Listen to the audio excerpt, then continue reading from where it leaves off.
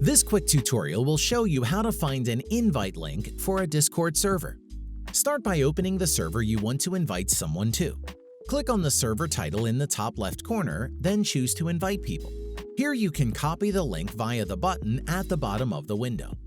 Alternatively, click the blue Edit Invite Link text at the bottom. If you don't have this text, then click the gear icon in the bottom corner. Here you can choose the expiration time for the link and a maximum number of times this link can be used. Press Generate New Link. Click Copy and your new link will be copied directly to your clipboard. Some servers will also include a permanent invite link in one of their channels. This is typically in a welcome, rules, or information channel.